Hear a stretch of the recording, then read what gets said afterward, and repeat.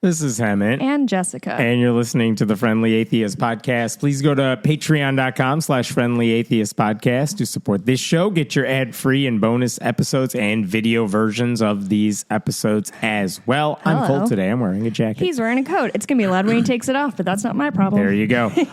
There's so many things that you're going to go crazy with. Oh, good. You're going to enjoy this. Okay. Yeah.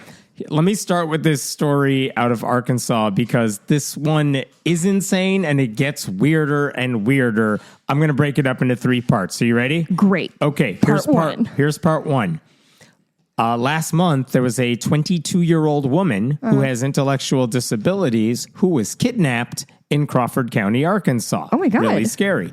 2 men apparently arrived at her home wearing ski masks. They abducted this poor woman and they drove her to an empty field. They tied her to a tree. She managed to escape. What? And then these dudes catch her, hunt her down. They retie her to that tree, and guess what she does? Escapes again. She escapes again, finds her way to some house nearby, and calls 911.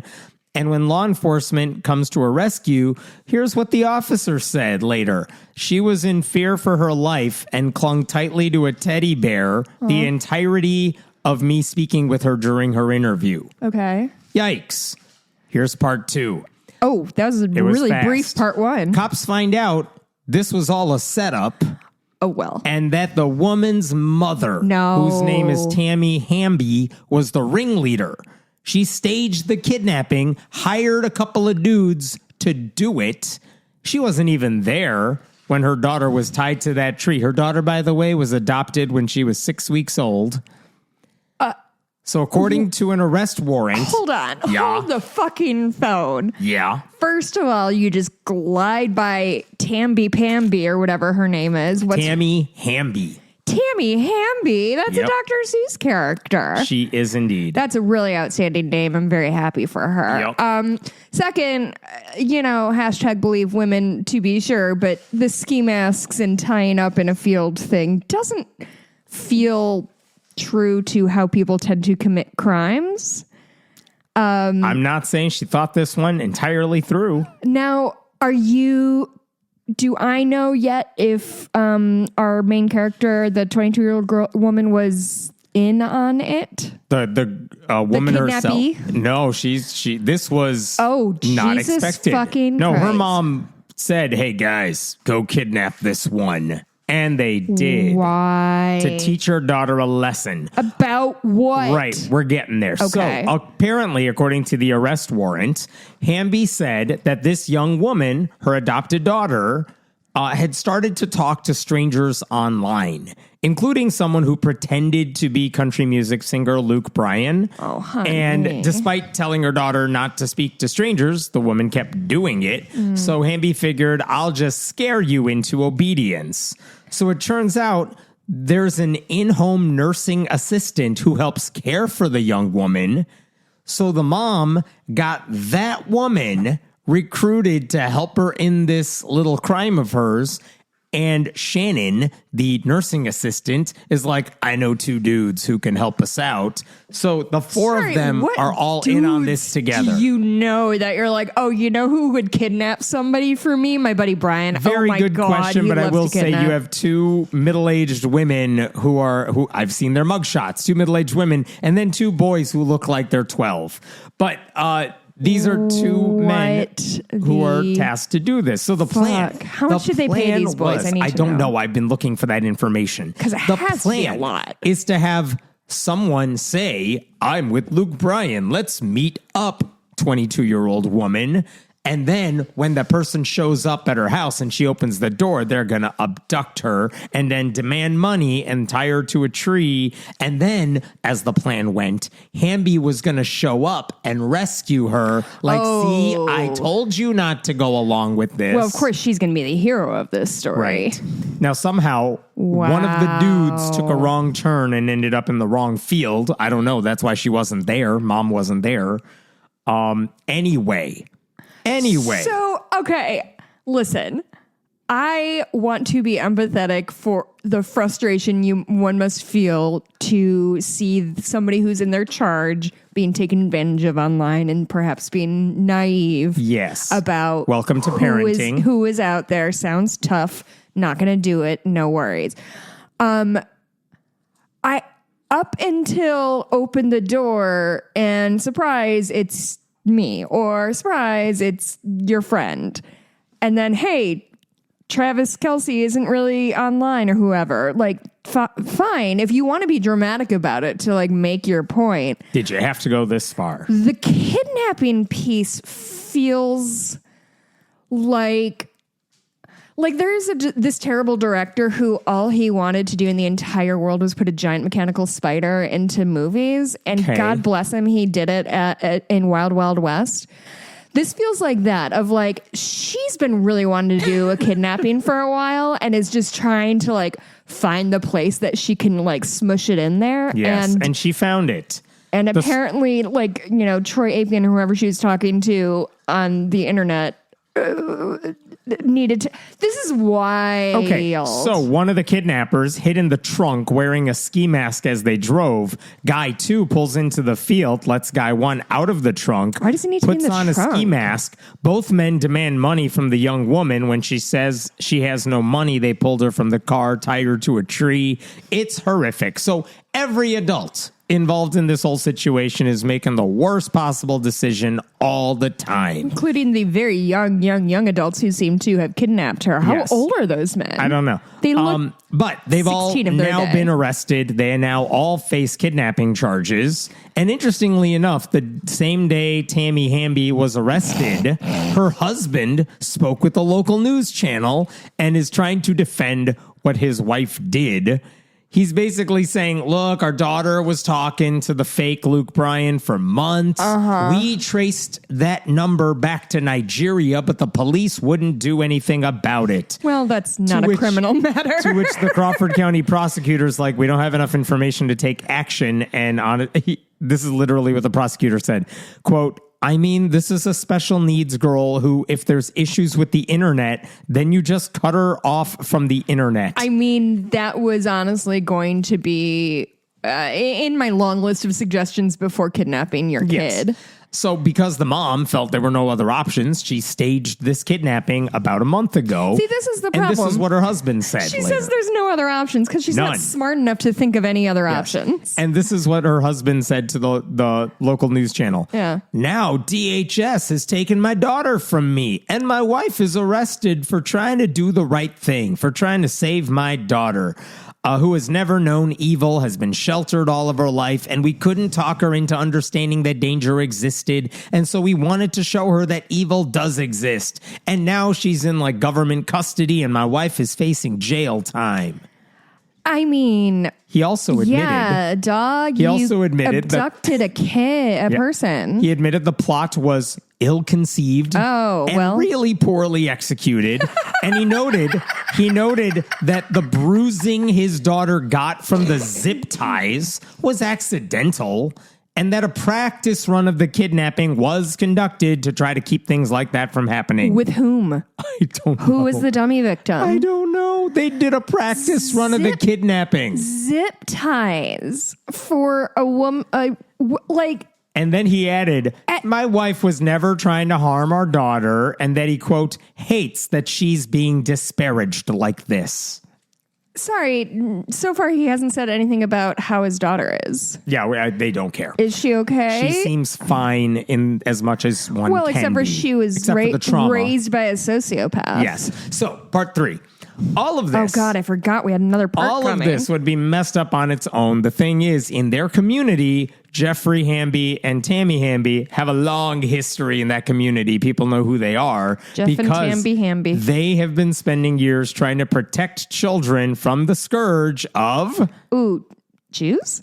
Oh, close. Pedophiles? Close. No. Atheists. Gay people. Oh. You see, in late 2022... according to a separate lawsuit. Hamby was part of something called the Crawford County Quorum Court, which is a 13-member government body that basically allocates like funding to various things in the community. The listeners know how I feel about alliteration. Sure. So the state can say, here's X amount of dollars for your like police, for your library system, et cetera. But really the quorum court has to allocate that as they see fit in their communities. Okay. Something like that. She's a part of this 13-member body, and she wrote a letter to the library board of directors and her peers on the quorum court saying, before we give you this money, the library needs to segregate the bad books from the normal books. And specifically, she pointed out, our issue is with the constitutional rights of parents and our religious liberties being infringed upon by this progressive woke ideology normalizing and equating homosexual and transsexual lifestyles with heterosexual family units. If I had my way, every one of these people would be kidnapped and tied to a tree. Yes, shouldn't have said that in the letter, really. Yeah, weird She choice. included book titles basically saying these kids' books that have like My Two Dads in them or something like that. There was a pride display at her local library she was very upset about. So she wrote, then they made a public display in the front of the library with these books. This represents an agenda to indoctrinate our community, but especially our children, with this content. ... Public libraries should not become a place where children are exposed to radical sexual ideology. This goes on for a while, but she says at some point in this letter, many professionals would consider this behavior child abuse. The behavior being allowing kids to read books with gay characters. How does it happen every single fucking time? Every time. Every single time. Jeffrey Hamby made a public statement to the quorum court where he asked, quote, ask yourself, as leaders of our community, is teaching our child that they may be queer or homosexual or a drag queen the best use of our limited tax resources? Well, that is an insane statement, frankly. It really is. That is a wild thing to say. And there was a local news report around that time saying the Hambys were supported in their efforts to do this by the River Valley City Elders, which is like a Christian organization, a local Christian organization. And if you go to their website, which I did, it makes it very clear their goal is to create a local theocracy. We want to get Christians elected. We want to pass laws that reflect a Judeo-Christian ethic. Sure. They want to make sure God is glorified in, quote, the church, civic government, and business. Oh, business.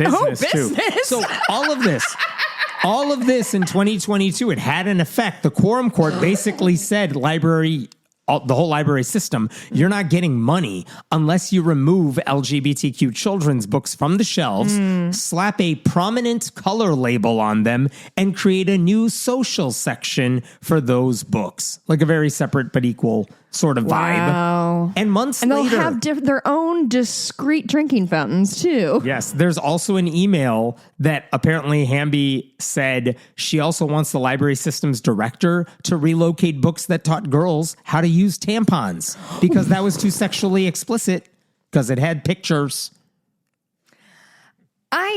Boy, oh boy, this is such a long-standing weird fear that the Christian right has of like education, their own books. Bodies. Yes. Truly, yes. like that. They have this like horrible need to hide one's own body from oneself. And that feels it truly feels like the idea of like, well, I should be teaching my kid this, but I'm not going to teach him this because it's icky. And why would we want them to learn it on their own? And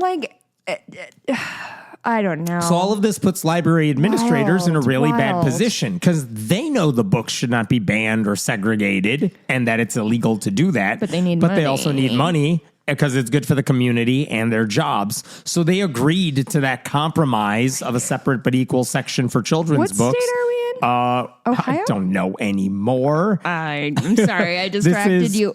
Arkansas. So basically, they decide to move the books. Like, fine, can we get our money now? Yeah. And after they did that, by the way, there was a lawsuit that pointed out that the new separate but equal social section included, quote, a book on world religions, a book about people with disabilities. Oh, my God. And a book that normalizes blended families. Like, this is stuff that offends conservative Christians. Of course it does. That they had to move out. So it's a scary. after this happened, several members of the library's board resigned because they're like, what are we even doing here at this point? You're not listening to us. And I get why they did that. And normally the library's director would appoint the replacements until an election can be held. But it turns out the incoming county judge, Chris Keith, was one of Tammy Hamby's friends. So he's like, you know what? I'll appoint the replacements to the library board. You know who we're going to appoint to the library board? Tammy's sister, Nammy. Tammy. He appointed her to be chairwoman of the library system. Great. This so then woman the has a director good head on her of the shoulders. library resigns. Sure. She then filed a defamation lawsuit basically saying you pressured me out of my job even though I didn't do anything wrong. So anyway, this is the drama that's been unfolding locally. And just FYI, there was a lawsuit over the separate but equal book section. A judge ordered the library officials to get rid of that stupid extra section and put the books back where they belong. Good. Did they do it? They did. Oh, okay. And the library system, which, again, officially they were on the separate but equal side, they lost that lawsuit, as they should have. Good. Hamby later argued that the library system she now helped manage, because she's the chairwoman. She's like, you know who should pay the legal costs for losing this battle? Me personally? Us as a library system. Oh. Basically, a representative of the library board of directors is saying, you know who should be punished over the illegal thing I told you to do? You. The library system, because they don't need any money. That's like a district superintendent saying, our school district doesn't need more funding. We're good. You could sue us. Take our money. We don't need it. Oh, my God. Just FYI, another article I found put the cost of all these legal battles that Tammy Hamby is involved with at over $575,000. That is the tangible damage that one batshit crazy Christian zealot has caused this community. I am telling you, petty tyrants are going to be the ones who bring the whole thing down. So, they get a tiny bit of power and lose their ever-loving minds. I swear I'll bring this all together. On November 24th, last month. Oh, God, I forgot about the kidnapping piece. Right? Last month, November 24th, a week after the kidnapping, but before anyone knew what had happened, Tammy's like, I'm going to resign from the library board. And they're like, why are you resigning? I'm moving away.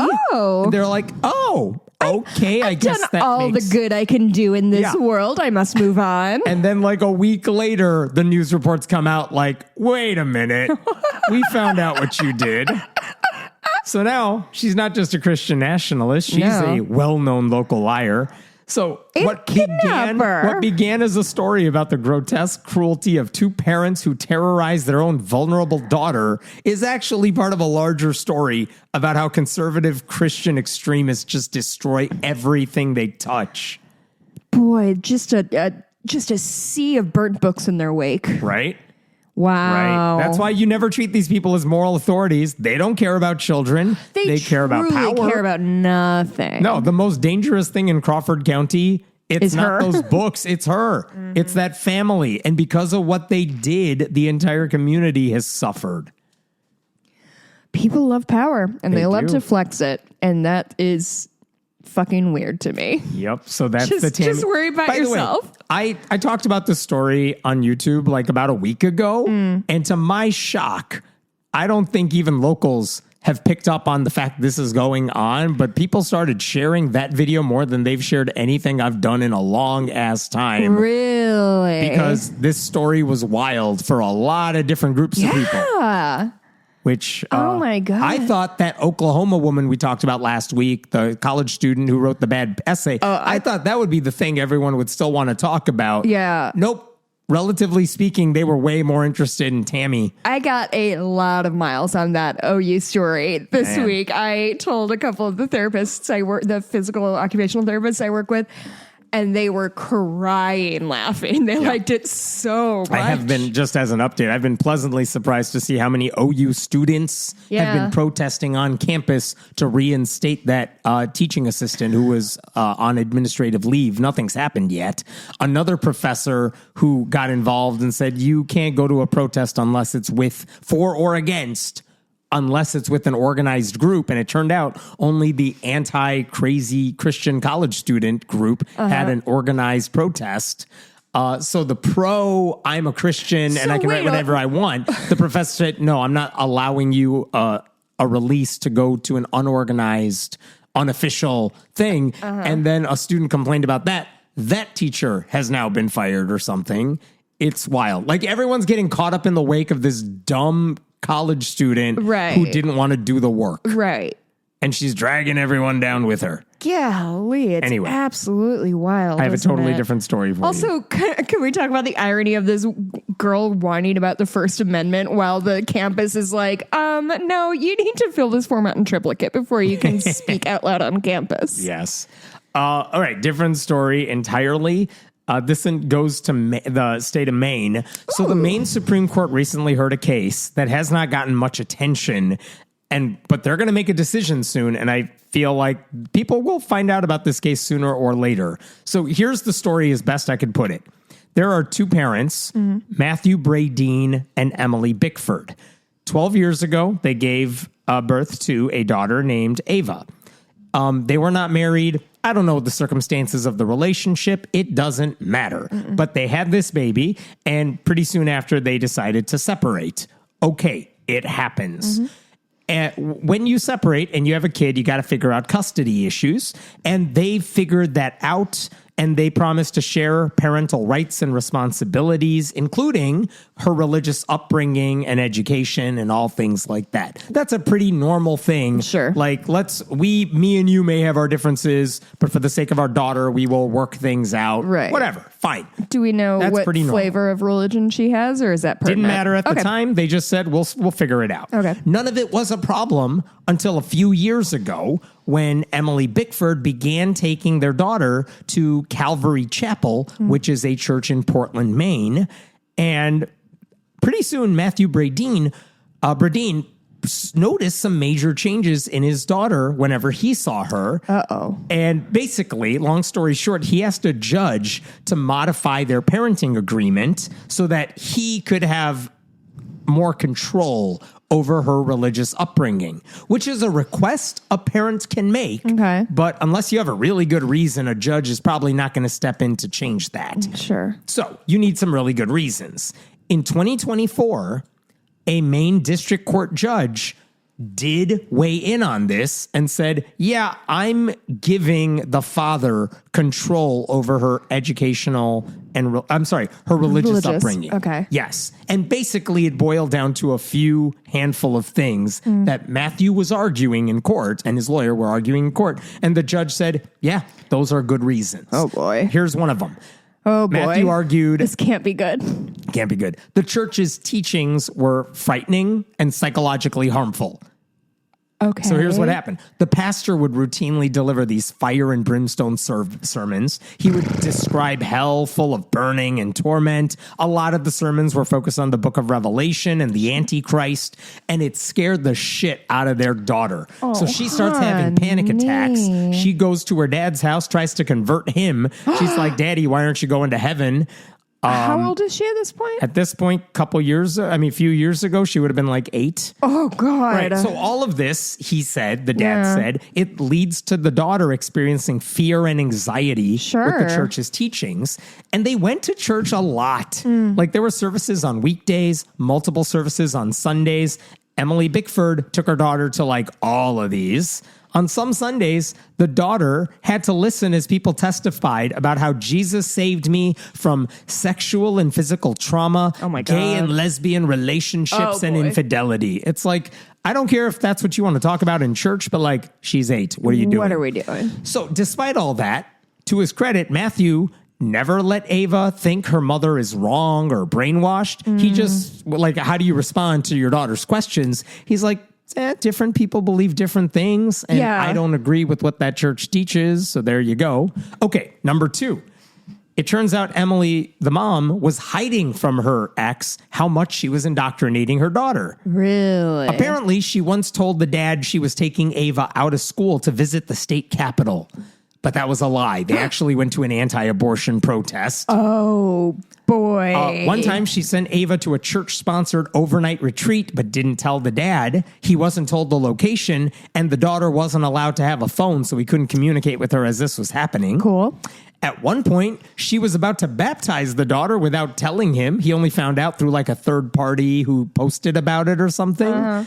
And like when your custody agreement says both parents have shared control over religious upbringing, those are all things you should be discussing together. Yeah. But even when he's on his own, the dad's on his own, the mom is forcing her religion into the picture anyway. Like she would send Ava to his house with, quote, more religious paraphernalia than typical.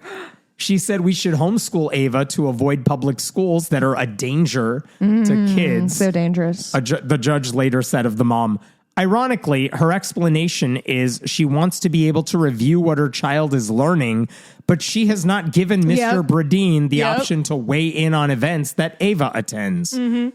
Number 3, the judge said an expert testified that this church is cult-like. And specifically, at one point, the dad's lawyer is like, we have someone who's testifying, an expert who could testify to how problematic this church is. And it was someone who is her name is not important, but she's an expert on cults and things like that.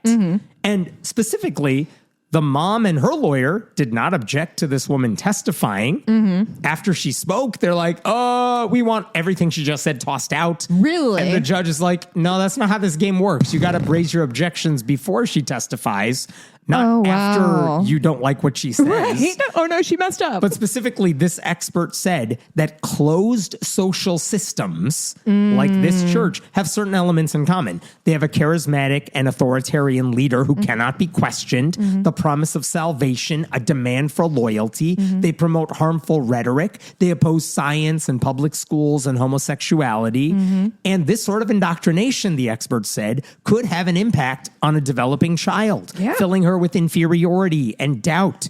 And it doesn't look like the daughter has a choice in the matter. She is taught to comply and conform. Now, I want to be clear. This expert never said the church was a cult. She just said, I study cults and I study those types of things. These are the patterns that I see. These are the patterns, and this church fits that pattern. But I'm not saying it's a cult. Whatever.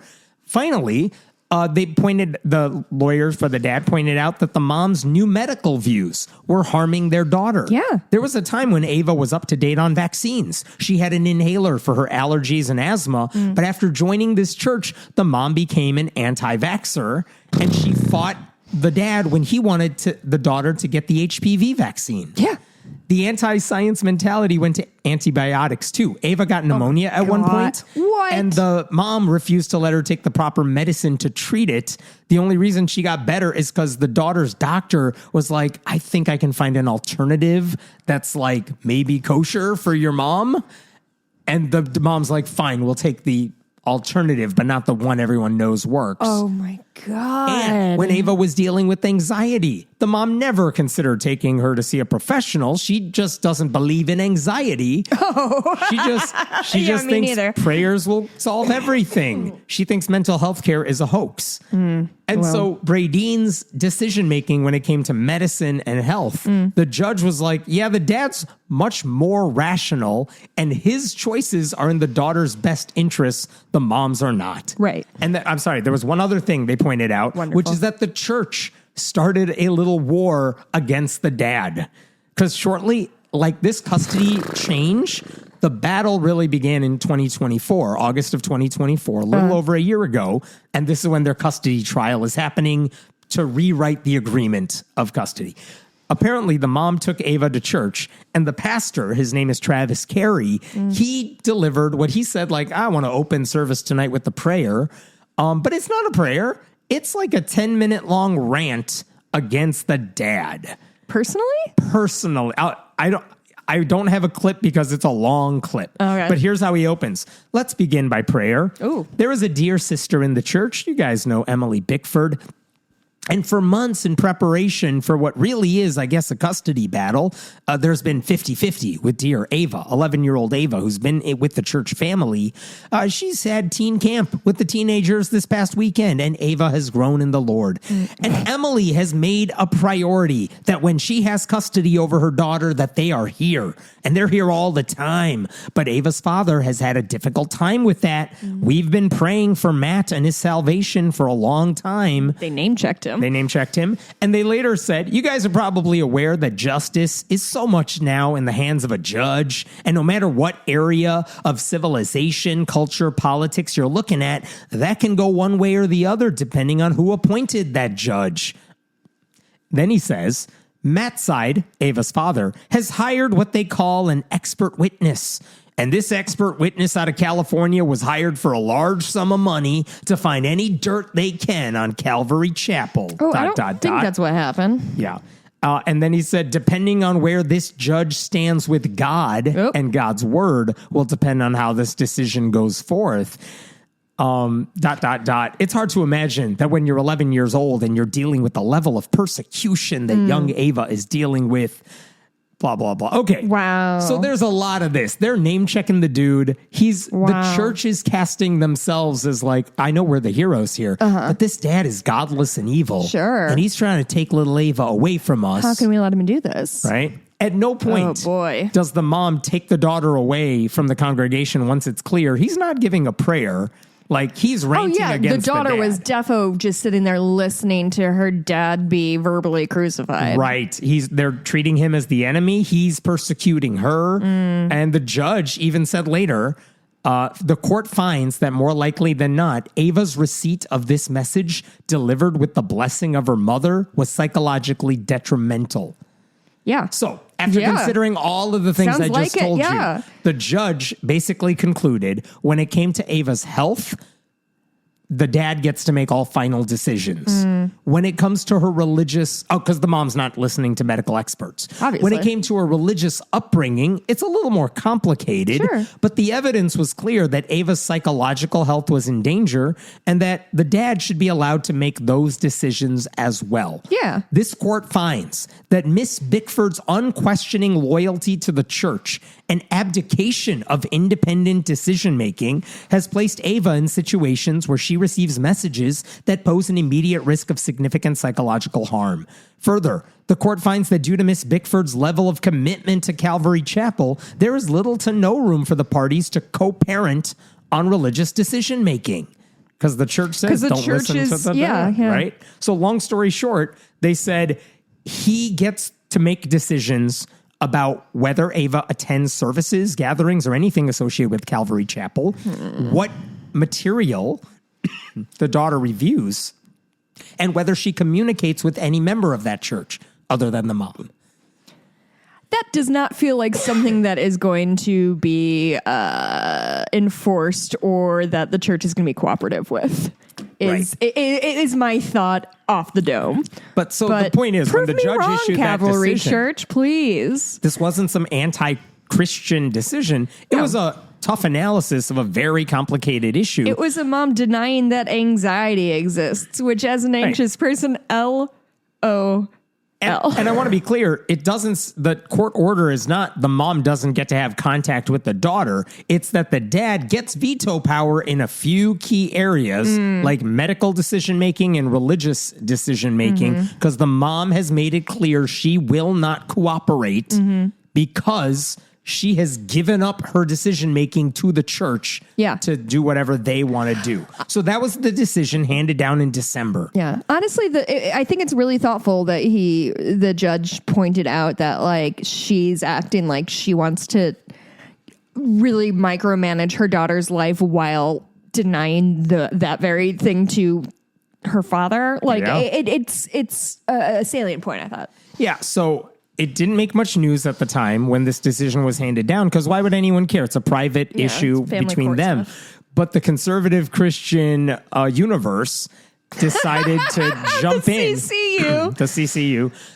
Liberty Counsel, the Kim Davis group. Oh boy. They were like, we need a new battle because Kim Davis ain't working anymore. Oh yeah. Let's make this our next culture war battle. So they've just been wandering around trying to find somebody to put up on a pedestal. For months now, they've been fighting to overturn the judge's decision. Based on what? Based on religious persecution. But did they have specific? I know this. I'll get to specifics in a second, but they got the Maine Supreme Court to consider their appeal, and they just heard this a few weeks ago. Actually, a couple weeks ago. Okay. They listened to both lawyers present their case for why the earlier judge's decision should either be upheld because she was sensible or overturned because this is religious warfare. Right. In the meantime, Liberty Counsel has sent out countless fundraising emails of course, saying the expert witness, she was a Marxist.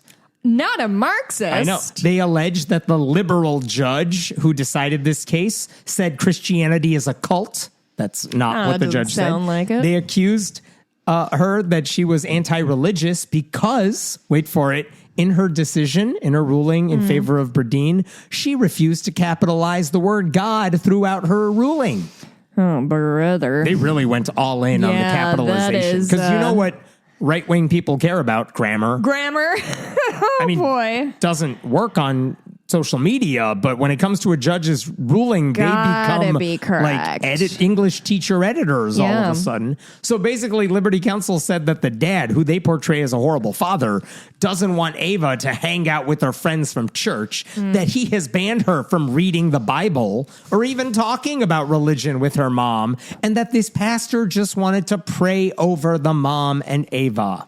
All of that is bullshit. I don't like when they pray over people. It makes me feel bad. Also not true. Yeah. First of all, not true. Second of all, even if it were true. They twisted the ruling to say the dad thought the Bible itself was psychologically harmful, which is not what he said. Yeah, but a case could be made. That he has some kind of vendetta against religion and not just the way this particular church was harming his child. Yeah. One fundraising email even claimed the judge said the mom was a fit parent, quote, except for the fact that she is a Christian, which is not at all what the judge said or implied anywhere. Did they use anywhere. scare quotes around that? No, but they did capitalize the word except.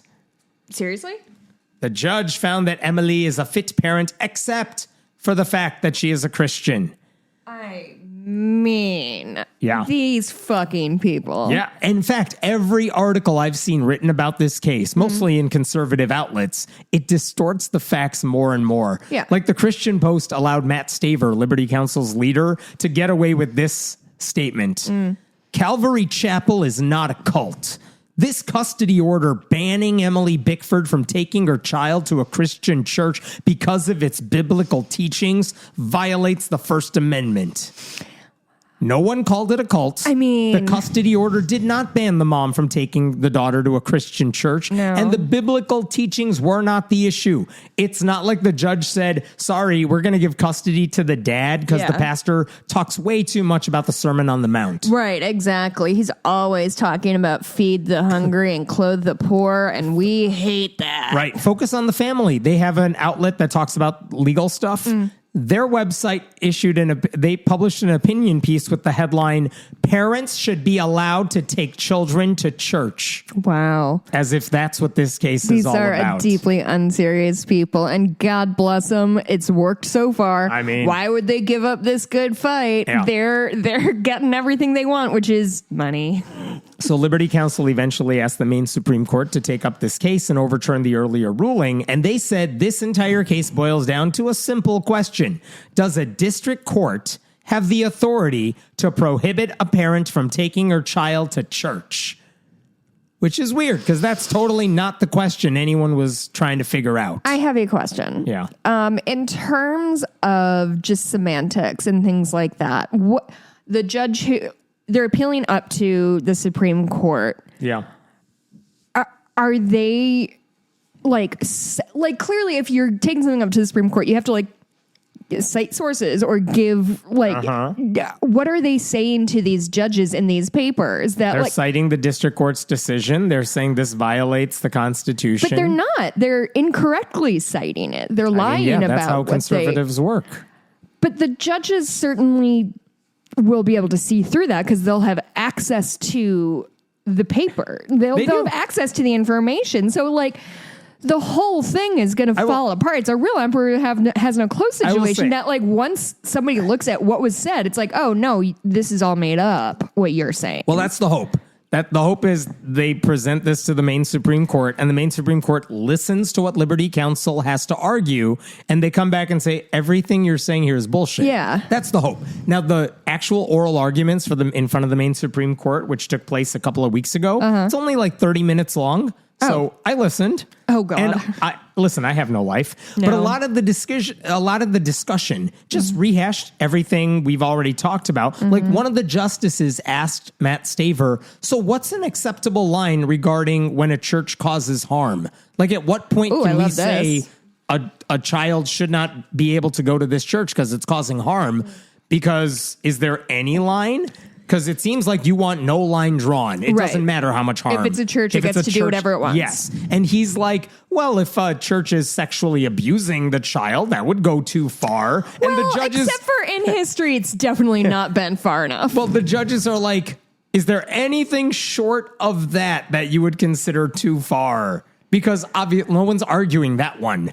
But they're like, is there any line short of that? Psychological damage, anti-vax, or anything like that? Yeah. Is there anything short of that? And he's like, no. In fact, denying medical care because prayer heals. Is that one? At one point, he said there was another case where a daughter was asked, like, would she be allowed to go to a snake handling church? Oh, yeah. And the court said, yes, that's okay. But she hadn't actually gone there. It was like a hypothetical at the time. There was another one where there was a church that involved underage brides. Like a church promoted that. And a judge said a kid is still allowed to attend that church.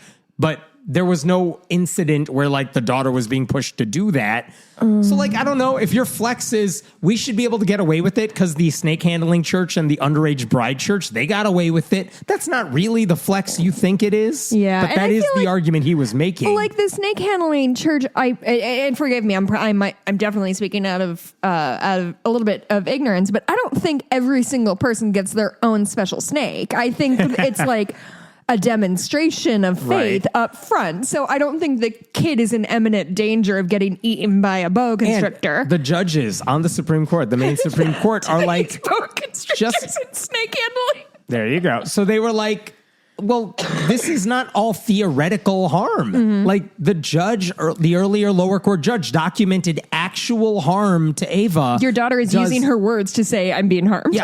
Does none of that matter to you, Matt Staver? To which he said, quote, that is not sufficient. And the judges pointed out this issue isn't whether like one religion is unacceptable to us. The case centers on the inability to co-parent and the denigration of one of the parents by the church pastor. And Staver said, well, she didn't denigrate. The mom did not denigrate the other parent. Just stood and by. The chief justice responded, but she allowed others to. Yeah.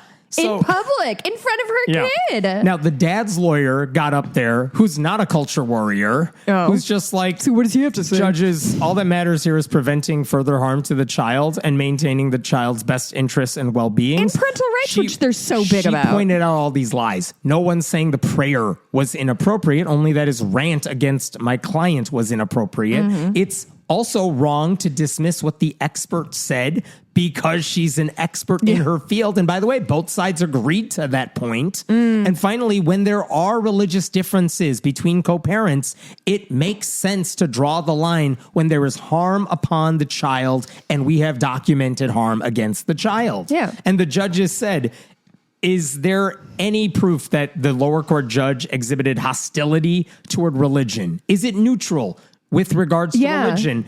And the response from like the lawyers was, all that matters is the harm to the child.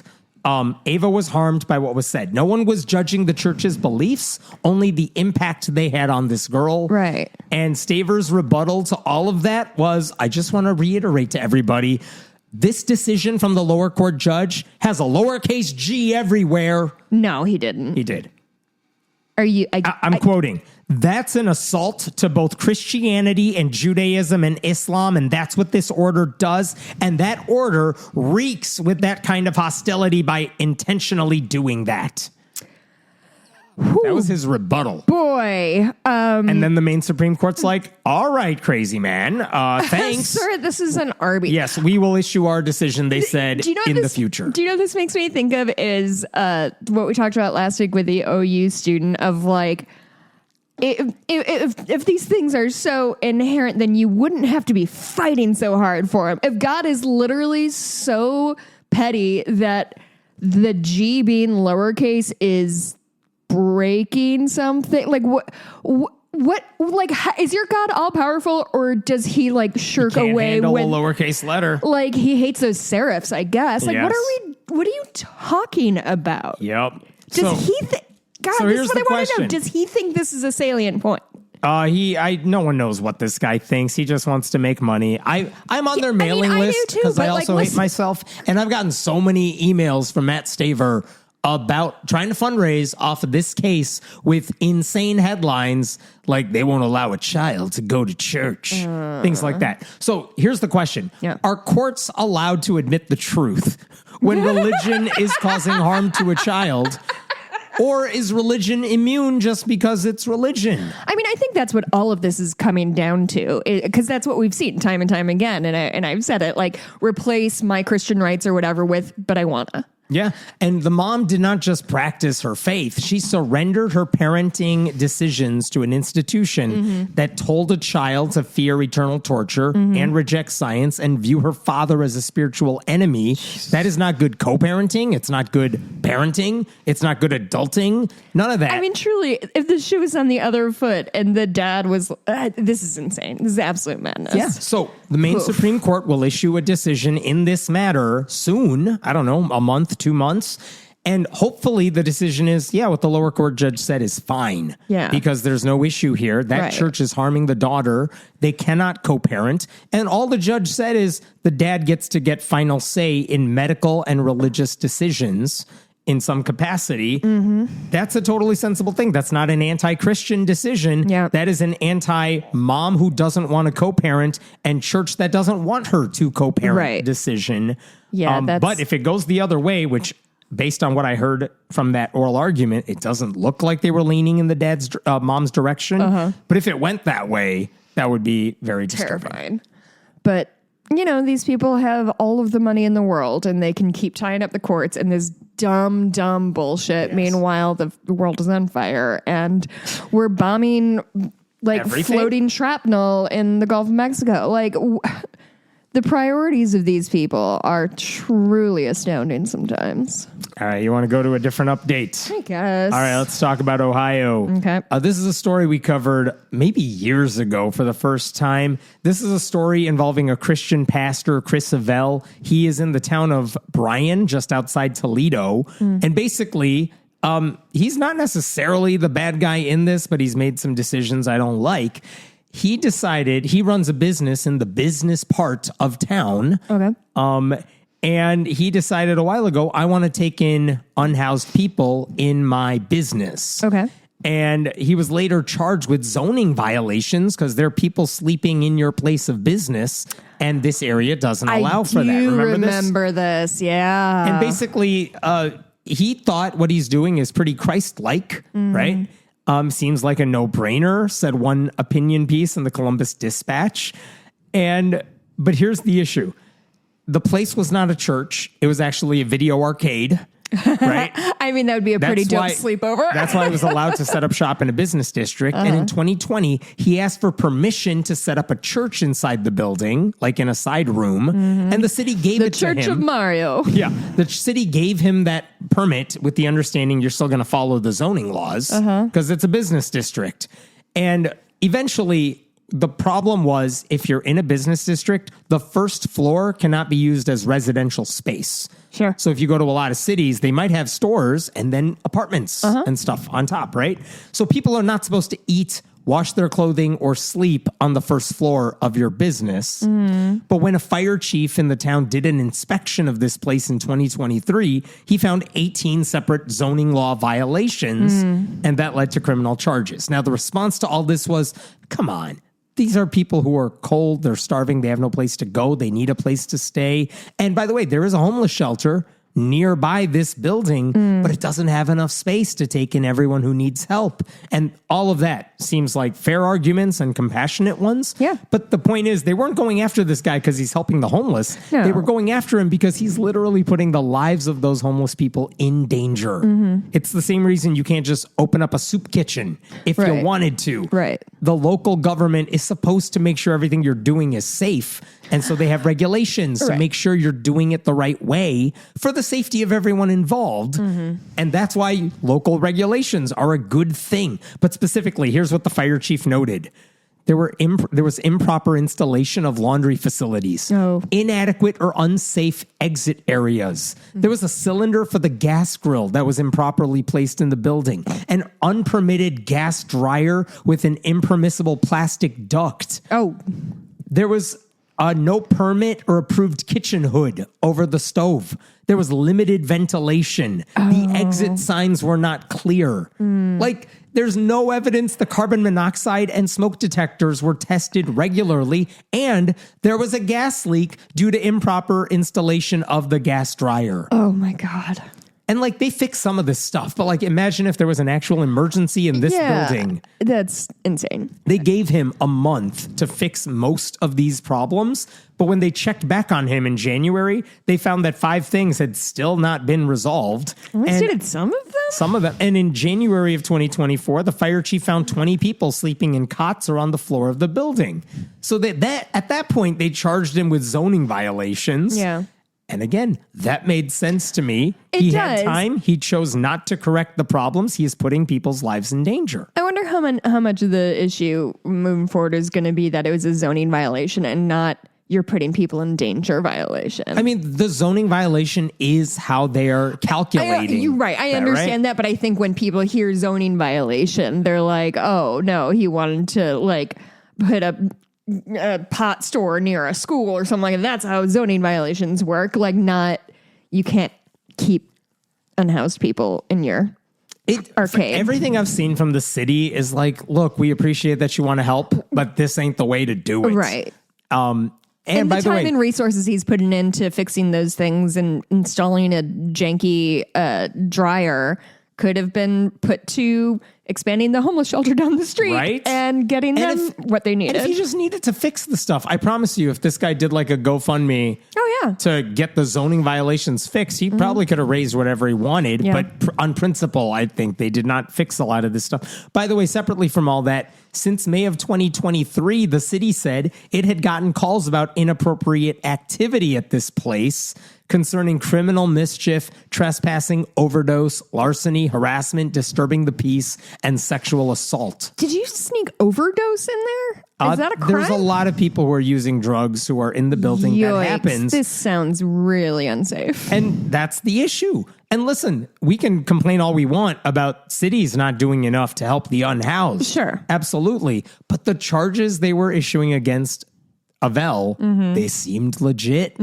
Like, if he wants to run a homeless shelter, and good for him if he does, he has to make sure it's run properly and safely. And this isn't something he did on one night. Right. Out of compassion. He's been doing this for a long time. How does the religion part fit into this? Like, is that him just hiding behind that like a shield? After he was fined with these zoning violations, a group called First Liberty, another one of those right-wing religious groups, they said the city's coming after him because of Christian persecution. Right? So they said the city's statement is filled with half-truths and malicious innuendo designed to vilify the most desperate and downtrodden in their community.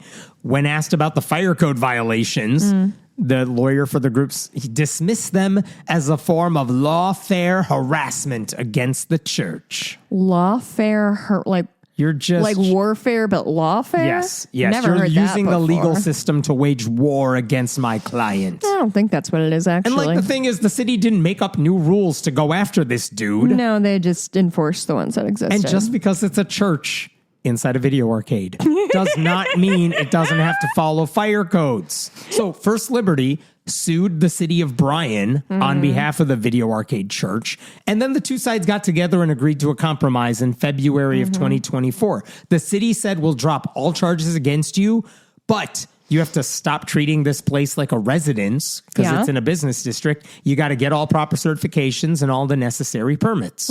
If you do all the stuff we were asking you to do, we'll let bygones be bygones.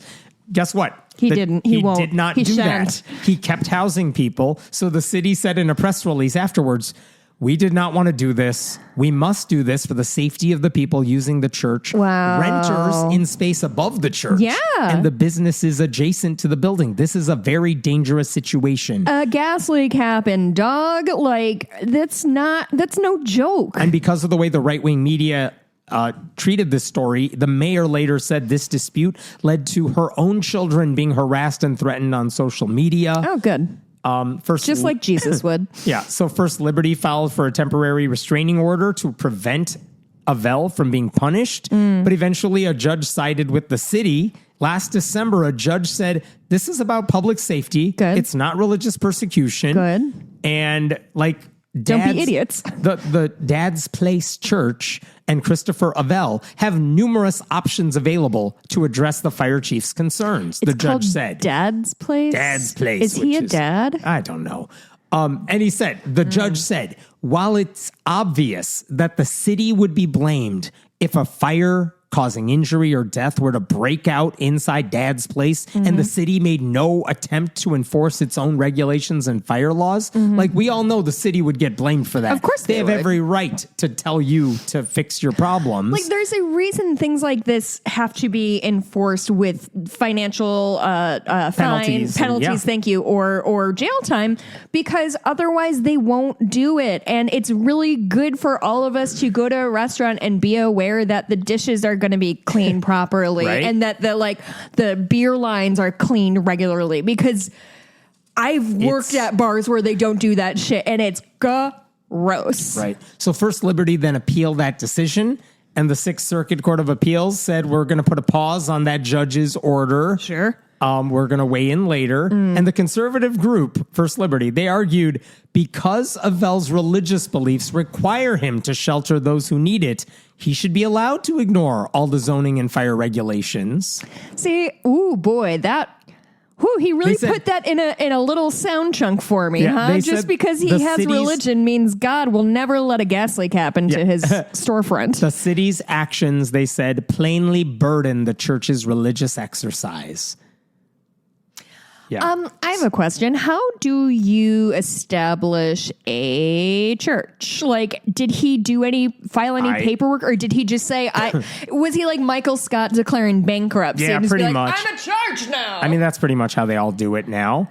But genuinely, because I feel like that's a important factor of like, for what it's worth, the city acknowledges that it's a church. They do, but okay. It is in a residential area, so the rules that apply are rules that apply to a business the rules that apply to a business district. So that's the main thing. The mayor even wrote like an article basically saying, look, if a business in the business district chooses not to comply, a fire inspector can and will bar the doors. We chose not to do that, specifically because we didn't want to violate the church's right to religious freedom. The church was given the ability to appeal the fire code violations if they wanted to, if they felt they were unfair. They chose not to, essentially admitting they were not in compliance and had no intention of coming into compliance. It's not a surprise that 3 separate courts have issued decisions rejecting Dad's Place's claims against the city. And so this issue has always been, and will remain a public safety one, as religious freedom has never been violated. After all, the church has not been closed by the city for a single minute over the last 14 months. Yeah. Like, we are trying to help you out here. He's absolutely right. There's shit we could have done if we actually wanted to take down a church. We wouldn't do it by like gently nudging you in the right direction. So here's the big update for you now. Oh, God. A couple of weeks ago, the Sixth Circuit Court of Appeals, they finally ruled on this matter. And they ruled with the conservative Christians. No. Yep. They reversed the earlier decision. They basically said, hey, lower court judge, we're sending this back to you. We need you to reconsider your ruling with regard to the church's religious beliefs. Because this isn't about a homeless shelter. It's whether the city is preventing this man from practicing his faith. So if it is a church, then there's no, like, I can hold church services in a dilapidated building that might fall down at any minute because it's a church? Essentially. So here's what the court said. Here, Dad's Place maintains that its nighttime ministry is not intended to be a homeless shelter, but instead part of its religious duty. They also maintain that its religious beliefs require it to operate its ministry in its current location because that location best meets the needs of those it serves. Finally, the church maintains that prohibiting individuals from sleeping in its sanctuary would violate its beliefs. It's not for this court to say that Dad's Place is somehow mistaken in its interpretation of its religious obligations or that its religious beliefs are illogical. So this guy says he has to do all this because his faith compels him to do it. We don't get to take sides on that. So it's not the fire code here. It's not like he's operating a fake homeless shelter. He's just saying, this is my church. I have to take care of people. So you got to let him do that. Now, what about the fire code? This guy, Chris Avell, he said it costs too much money to install sprinklers. And even if I had the money, installing them would require me to shut down my church/arcade/makeshift shelter for months. Either way, he said the sprinkler system requirement is a burden to my faith. Does he have... it's a burden to his faith? It sounds like it's a burden to his... You're telling me to shut down my church for months. Therefore... And the judges said the fire chief has significant discretion over applying the code. And the fire chief has said that some old buildings that don't have sprinkler systems are allowed to be grandfathered in and they're not penalized for it. So how dare you say this place has to have it? Because you let other groups slide. And what about the people who live above the building? Yeah, it doesn't matter. Like the fire chief said people were illegally sleeping in the building, even though it wasn't a residential facility. Yeah. But here's what the judges said. The fire chief appeared to change his criteria for what constitutes a sleeping area. In 2024, he said it was the cots that created the sleeping area. So then Dad's Place removed the cots from the building. But then later on, the fire chief says, well, the cots are gone, but people are sleeping on the floor. And then he issued another violation. Like, make up your mind here. Maybe it's not what's in there. It's the humans asleep on the floor. Yeah.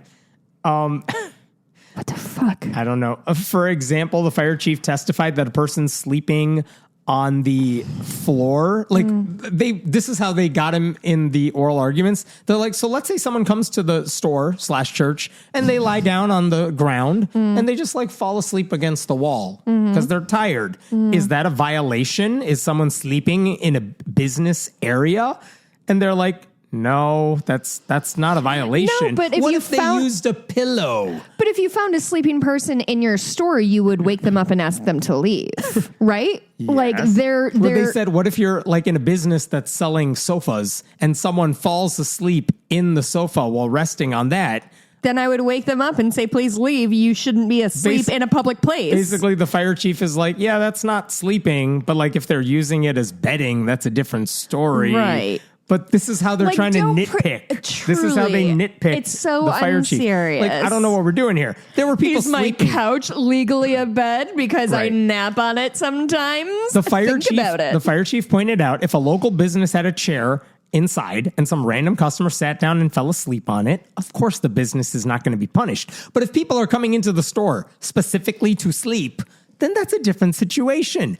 And the business might be fined for that. Yeah. And instead of just admitting that, the judges parsed how much proof was needed to determine if there was a violation of the law. So in legal terms, the judges said the earlier court applied a rational basis standard when they punished the church, but they should have applied a strict scrutiny test, which is a much higher standard, requiring the government to show we had no choice but to punish this church. There was a gas leak. When they went to check it out, there was a gas leak. Standards not high enough. What if these people all die? Who's going to be responsible? It is possible. Like they sent it back to the lower court. They said, haha, remember what you wrote earlier? That's gone now. Try again. It's possible the lower court judge could still say the city has every right to implement its fire code the way it's doing it. And I did consider his religious beliefs. And I don't think the city is burdening his religious beliefs. No, because... Now, the judge could say that. But that is still going to be part of a longer legal battle. And in the meantime, the church gets to double as a shelter, even if the people in there are in danger. So my fear here is that rulings like this lead more churches to cut corners under the guise of compassion. And like they won't realize how stupid this is until they're faced with an actual disaster that kills the people they're trying to help. Well, we've already seen those disasters. We've seen Joel Osteen not open up his doors to people. Like that's my question. I'm like, do you remember the whole Joel Osteen? Was it during Katrina? No, it was a different or the snowstorm. It was a different hurricane, but he didn't want to open the doors, and then public pressure mounted, and then they did open their doors to people in Houston who wanted a shelter. So is the drive for Christianity to help everybody in need, or do they have to cover their own ass vis-a-vis following the laws and stuff like that? Because it can't be both things. What I don't get about this guy who's doing this, like, I don't know if he seriously thinks he's defending religious liberty, but he's just defending the freedom to be reckless. Yeah. And he's using his religion to put people in danger, and he doesn't care because he thinks he's fighting a righteous cause. I don't know if he thinks First Liberty is doing the right thing here, or does he realize he's a pawn who is being used by First Liberty to achieve their goal of, if my religion says it, I don't have to follow the law, because that's their goal. I mean, that's what we're seeing time and time again in just different flavors of, if I'm a Christian and I want a thing, I get that thing.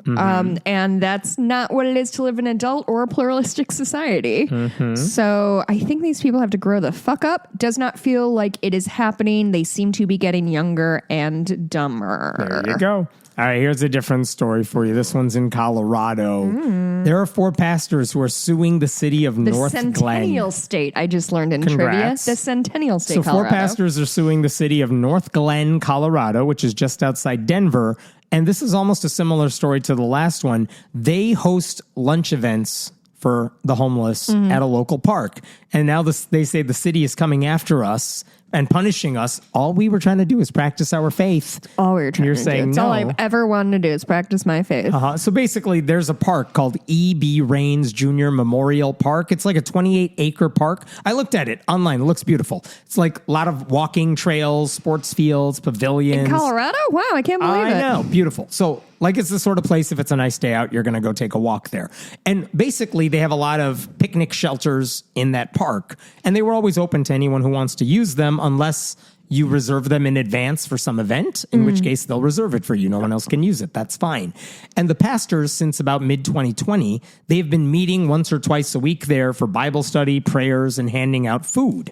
And in their lawsuit, they said feeding, serving, and ministering to the local community, including the homeless community, is a religious exercise central to their faith.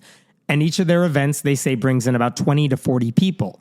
So now in mid-2024, city officials were like, are you allowed to keep doing that? Basically, they were worried that these events were becoming like a magnet for homeless people. Sure. And specifically, they were worried about safety concerns. Yeah. Like in one case, the city cited an assault involving a child by a homeless individual. Oh, yikes. And the pastor's response is, that wasn't one of our dudes. He had nothing to do with us. But this is the sort of thing they're talking about. But the city said, look, if you want a place to give out food to the homeless, there's actually a different public facility. We can allow you to use it. Yeah. But the pastors rejected the offer because they said, well, we wouldn't be allowed to use the facility's kitchen or the electricity, which I thought was weird because you're in a park and there's no kitchen or electricity. So I don't know what you're complaining about. Also, why can't he use the electric? It doesn't matter. I don't know. But then, coincidentally or not, earlier this year, North Glen officials decided to adopt a new policy for the park. Like the relevant part said, if there are groups of 5 or more, they're not allowed to use any of the pavilions on a recurrent basis unless you have permission from the city. So just like you can reserve a pavilion for your party. Yeah. If you're a group of 5 or more and you meet there like all the time, you can't do that anymore. Okay. And the lawsuit against the city said, you're just targeting us. You're just targeting the pastors. But according to the lawsuit, you're targeting a lot of people, because what happens if there is a family of 5 or more that meet every week for a picnic? What if there's a running club that gathers every Saturday? Or what if 5 coworkers want to have lunch at a pavilion every Thursday? Which I will say, Fair. that is fair. That's a fair and if the argument. city allowed those groups to meet every week, but said no to you as a church group, you might have a point. But they haven't done that yet. So what are you mad about? Like, you're right. That is a law. They're mad that the law is changing. They're pretending that it's pointed at them, which it may be. Right. But it applies to everybody equally. It still applies to everybody. So the pastors tried to complain about it. They even said after they passed this new policy, law enforcement officials would come up to them and say, you're not allowed to be here right now. Yeah. We have to write you up for it. And the pastors were like, oh, these officers did not know how to code it. As if like a new law that the police are like, oh shit, which ordinance is this? I don't know. I got to look it up. Memorize it yet. That doesn't mean it's an unfair policy. That's his argument? That was their argument. Like, come on, even the police don't know what you're doing here. You're coming after us. One of the pastors said he was written up just when he was there in the park by himself. Is that true? If so, that's according insane. to the lawsuit. Upon information and belief, prior to being cited, officers told the men, we only want to give you a warning. But after speaking back and forth with command over the phone, the officers were instructed to cite the individuals from the churches. So I don't know what that's about. Boy, this is turning into a real let them fight situation weird for me. And then the pastors said, other large groups are not punished. We saw a seniors fitness group here. We saw an adult like daycare thing happening. And they didn't offer any specifics about those groups. So I don't know how often because the idea isn't you saw them there once. The idea is, are they there every single week? And I don't know if they are. And you know what? If the city is not implementing their policy then equally, by all means, go after them. But I don't know enough about it. And the pastor said the selective enforcement against the religious ministry demonstrates that the city's actions are directed at religious exercise. I mean, now, I the guess. Denver Post wrote an article about this, and they said, well, the lawsuit leaves out a lot of shit. Oh. I'm quoting here from the Denver Post. What's not mentioned in the lawsuit is a half dozen troubling incidents the city contends have occurred at the park over the last few years. They include a woman wounded in a stabbing, an unregistered sex offender slipping a 7-year-old child alcohol in the bathroom, a man harassing a child, and a North Glen police officer getting hit over the head with a glass bottle. And the alleged perpetrator, this is a memo for a special city council meeting. According to that memo, the alleged perpetrator in each of those incidents was an attendee of the church gatherings in the park. So this is not a random thing that we're just blaming on the church. We know this occurred because you're drawing these people to your thing. But like, okay, it's a public place. Is the church responsible for all of its attendees following the law? And that's the question. The city right? also said, of the 322 people in the park who have generated phone calls to the police over the past 2 years, at least 49 have been connected to the lunch program. By comparison, on the 4th of July, there were 0 calls for service when it was just open to the world. Right? The city says we offered to give them space at no cost. The pastors did not want that. What about renting out the pavilion while implementing registration to ensure accountability for conduct? The pastors said no to that. So not even like pay to get in, but like, hey, sign this if you want a burger, sign this sheet. Right. So we know who you who's are. Here, what's going on. And like if a child gets murdered, say. And the city, and again, there's an easy complaint that we saw in the last story too. Is the city doing enough to help these people? Because maybe that would help out, you know? And the city held a meeting mid-November last month, and they tried to make clear we do want to help unhoused people. And to that end, we have 6 employees who handle crisis response, 3 outreach days around the park each week. We have walk-in resource hours for case management to help unhoused people get resources they need. By the way, that includes directing them to local churches that offer services. They've given grants to help those struggling with drug or alcohol addiction. In short, the church makes it sound like they're helping the homeless because the city isn't. And the city says, no, we do a lot. We're doing our best. We're doing our best. And they also say calls about homelessness have gone down throughout the city over the past 3 years, but they've gone up in the park specifically. So given all that, they're saying, so we are not targeting religion here. Right. We are trying to fix a growing concern that this group of pastors, are making the situation worse. I don't know. I just think it's interesting that right-wing people are so just so ready to shut down any kind of protests against anything, but things like this, they're like, no. This is different from marching on Washington. When we gather, it's good and different. And even if somebody does something bad, it's still fine. Residents have also asked, hey, churches, you guys, your pastors, you represent a few different ones in the city. Why don't you use your own buildings to feed the hungry? The churches did not have an answer to that. Wait, you said pavilion. This is like outdoors, right? Okay. Yeah. So this isn't, okay. And so for now, the city says, I don't think we need to make any changes to our policy. Our policy seems fair and neutral and applicable to everybody. Yeah. But they need to know. They want more time to figure out maybe we should make changes, or do we need to rescind the policy entirely? I don't know. They're waiting for their own lawyers to tell them, like, here's what we think you should do. It's also possible that because of this lawsuit, they may be forced to do any of this before they have time to consider other options. But it seems like these pastors very clearly seem to want special treatment. They want to be persecuted. Yeah. That's the problem here. To me, the church piece of it is the least interesting or truly the least pertinent part about this. Like, to me, the question really is like, people have a right to assemble, and, just because somebody's unhoused does not mean they're like automatically a villain and don't deserve things. But like, at what point does a group, a regular large gathering in a place meant for the entire city, at what point does that make it unused? I mean, if helping the homeless was a priority, why don't these pastors work with city staffers who specialize in that? Right. Instead, they're holding events that just appear to lead to more disruption and don't fix any of the problems in the long term. Yeah, it is Band-Aid solution to be sure, but also like, when you need to eat, you need to eat. I'm just concerned about villainizing homeless people and also pretending that public spaces are only meant for certain types of public. You know what I mean? Sure, but they're not arresting people just for showing up there. That's just what I'm kind of dealing with in my head right now.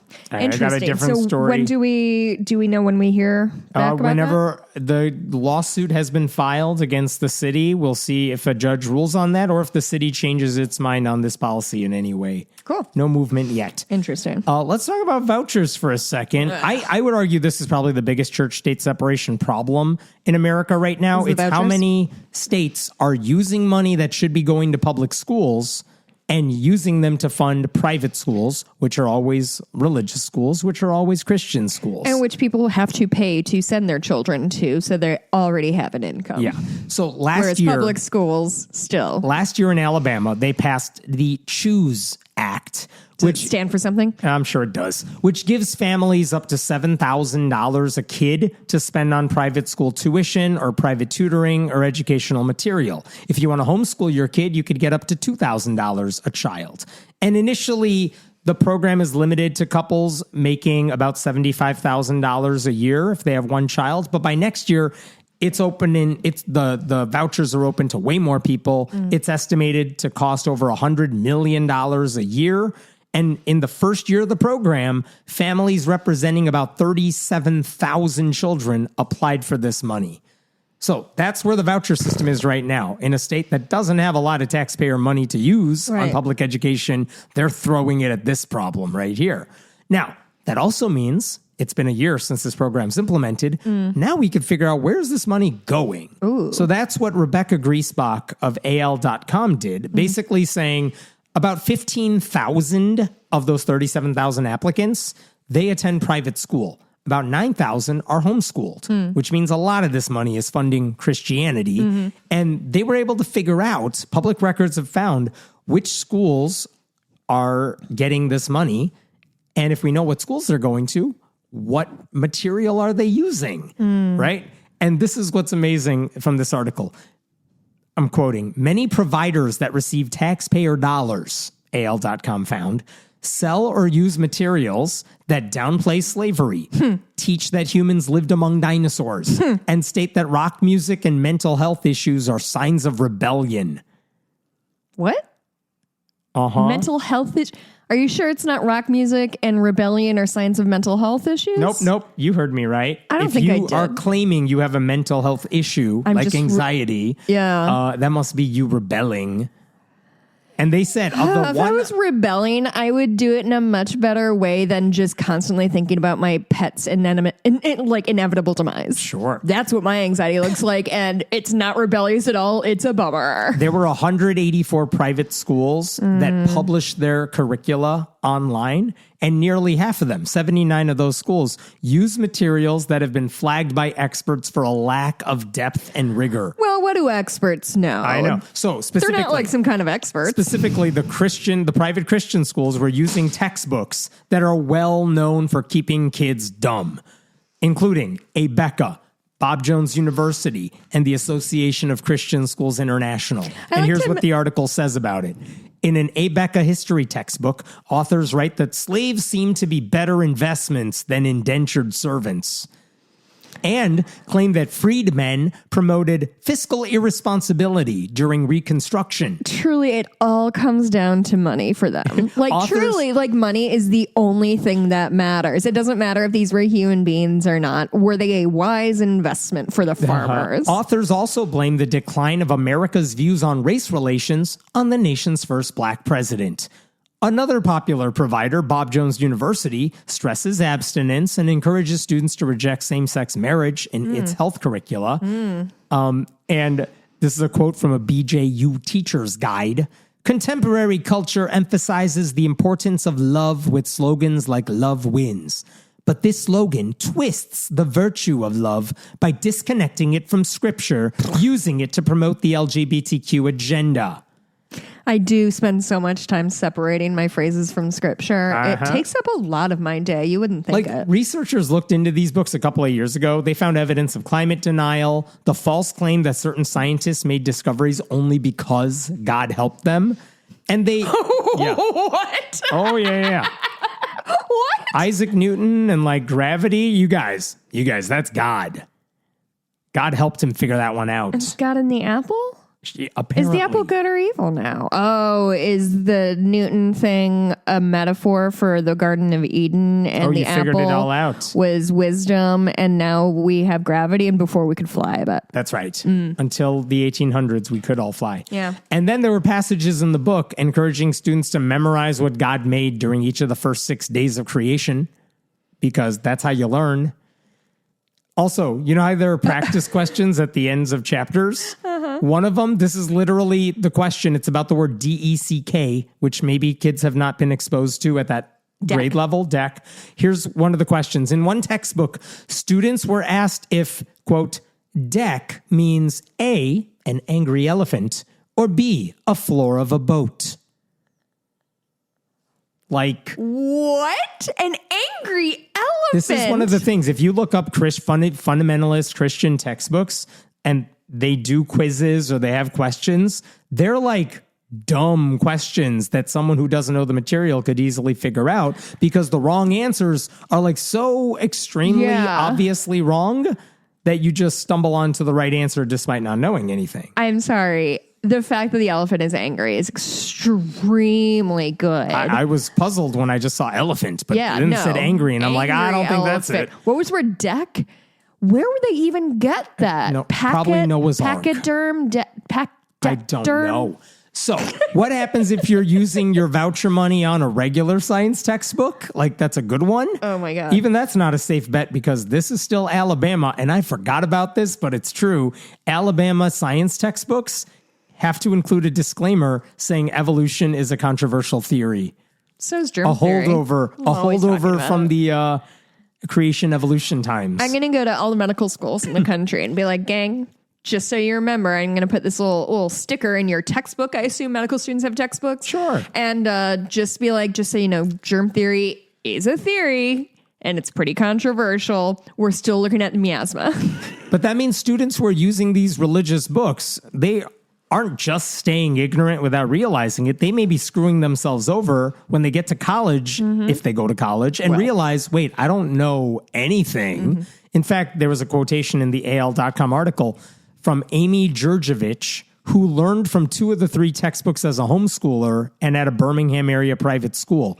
It's straight up propaganda, she says. She said when she went to college, she confronted the amount of information she had to catch up on. Quote, the biggest surprise to me was taking history and science classes and just thinking, I've been lied to. Yeah. And that just adds to the mental load because you're having to relearn it all over again. Yeah. And then you have to like rethink did anything I learn, was any of that correct? Or and was it all just bullshit? She actually said this in the article. It's not that you learn nothing using those Christian textbooks. It's that religious education is often built on memorizing and regurgitating. Sure. There is no critical thinking because there can't be. Right. If you thought about this stuff, none of it would make any sense. I mean, that does track why it's such a big deal to be able to recite Bible, all the verses of the Bible, or that trick that little kids do that they name all the books of the Bible. Yeah. It's all memorization and regurgitation, which feels like learning, but it's not.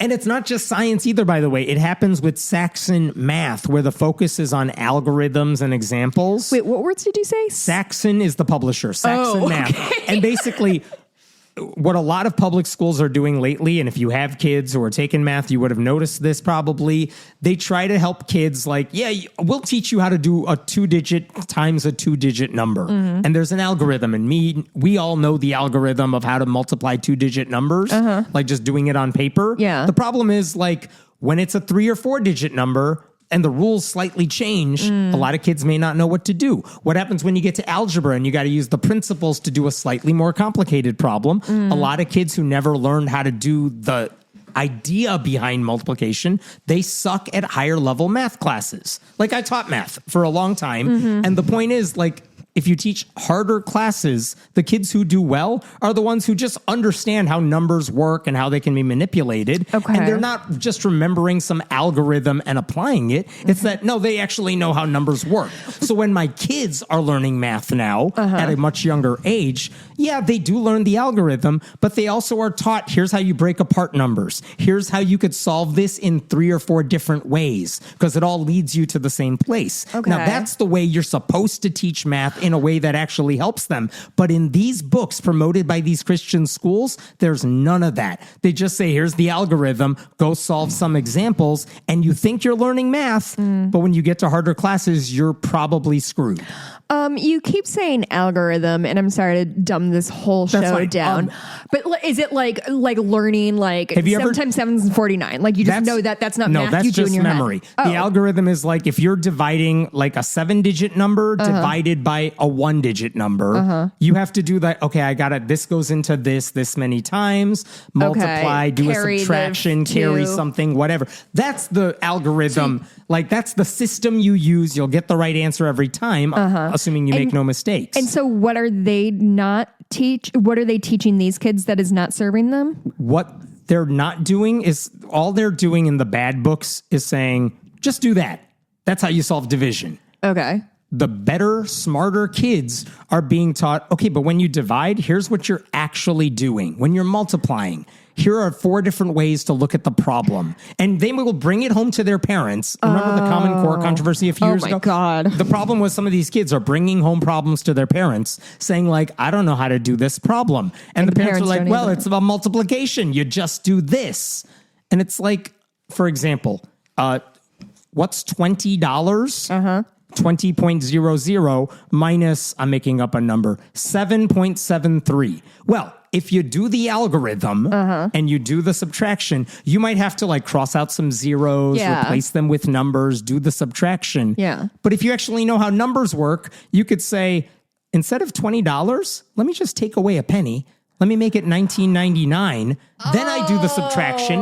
I could do that really quickly, and I'll add back the penny at the end.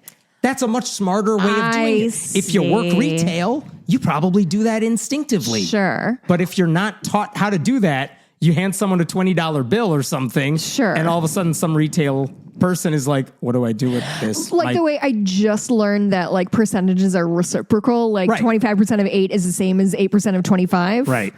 And I didn't know that. I don't know what to do with that information, but I know it now. But the point is, this is what you're learning in a public school when the teachers know what they're doing. Right. And in these books and in these schools, they're not teaching that. And the textbooks work the same way.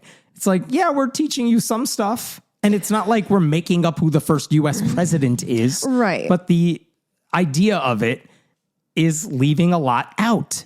And that's the problem here. And the problem is in Alabama, just to name one example, they are now using taxpayer money to send kids to private schools where they use these textbooks. So they are literally funding ignorance using this money. And now they're compounding it because they don't really have any serious oversight to any of these curricular choices. They can't tell the private schools not to use these books. Like, they're not. Oh, because if they had done this with even the smallest amount of thought, they would have applied some kind of like floor standard of private schools. Right. If you're getting money, you have to use these types of books. Here's a long list of acceptable. They're not doing any of that. No, they are. Yeah. And the problem here is when some of these children grow up, that's when they're going to realize they've made a mistake. Meanwhile, Republicans are like, let's throw more money at this. Or they're going to go to Oklahoma University and write the world's worst essay and then call the president about it. Yes. Like, it's...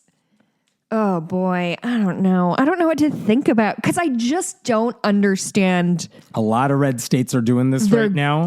Their goal is let's destroy public schools. Let's make it local. Let's make it private. Let's throw taxpayer dollars at religious education. That is their goal. It's what they want to do. It's why we talked about LifeWise in Ohio, taking kids out of public school, sending them to church. Ugh. I got one more story for you here. Right. This is in Utah.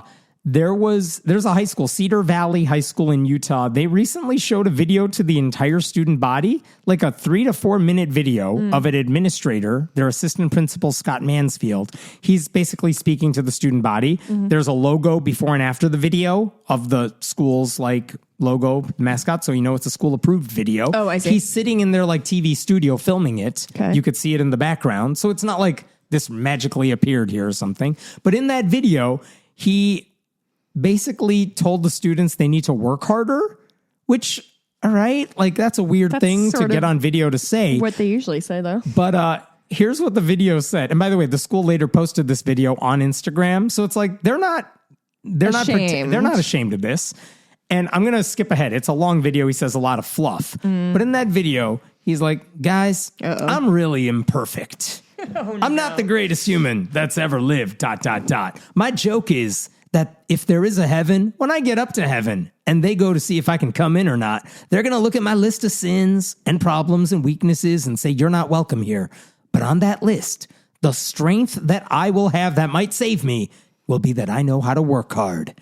In other words, I will not have the sin of laziness on my list. First of all, the sin is called sloth. That too. Like, it's right in the list. But so there's a religious illusion there that's not proselytizing so much, but it's like, that was weird. Very weird. Very weird. And then here's where it gets worse. Here's what he goes on to say. And this is like an assembly? They're all assembled together? No, I think this was shown on all the TVs in the school to all the kids. Oh, sure. Then he goes on to say, work has enabled me to overcome almost all of my weaknesses and flaws. You guys, you need to work hard. It'll cover up almost all your weaknesses.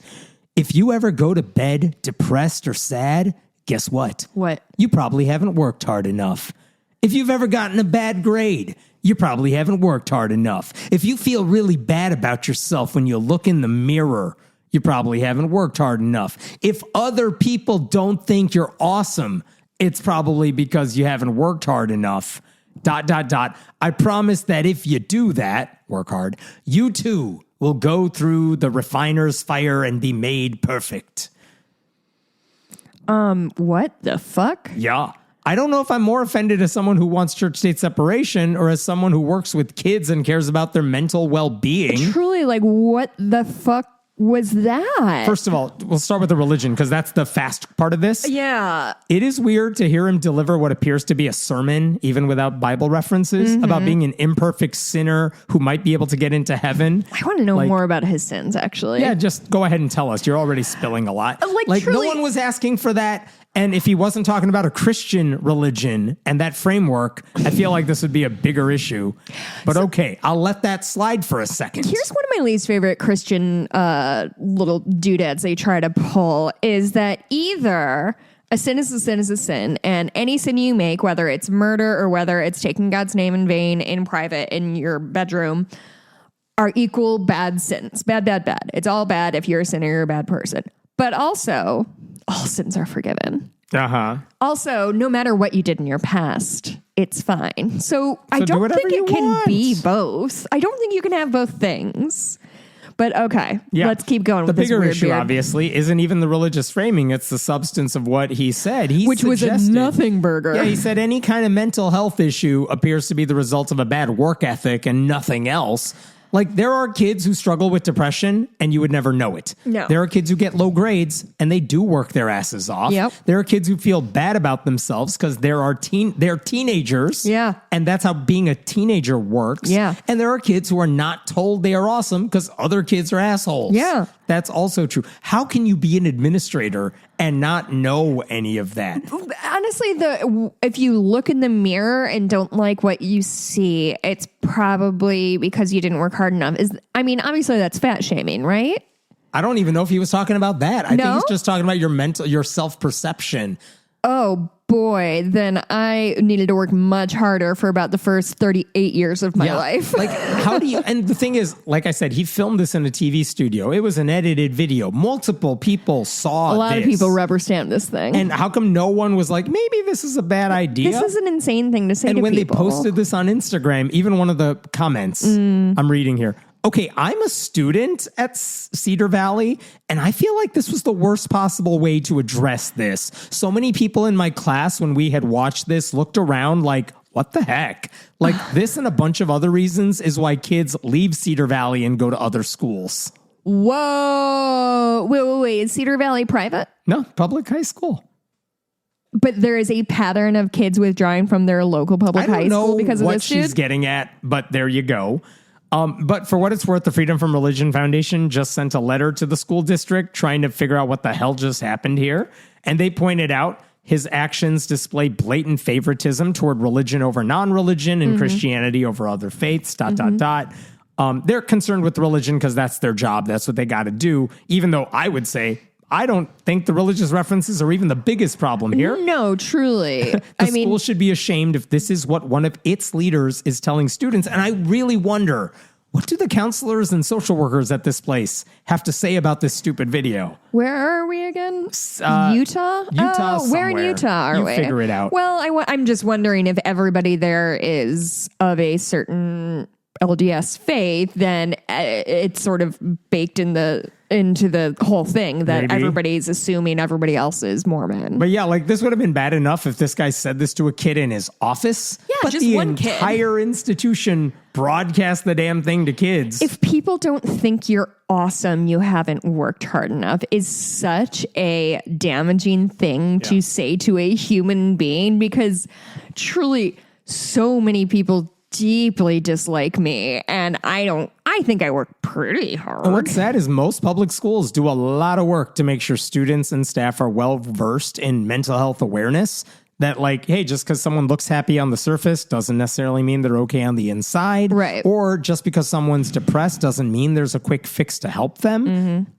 You cannot meaningfully claim to support students' well-being when you're platforming messages like this that erase trauma, dismiss depression, and pretend human suffering is really all about your discipline or lack thereof. So this stupid. This guy Mansfield, he needs to apologize, and the district needs to apologize, and everyone involved needs to tell students that this what guy needs they to plan rethink to his do. life. What are you going to do for students seriously struggling in any of these ways that they mentioned? Because if the answer is just do better work, you have failed them. Madness. Absolute madness. I'll stop there.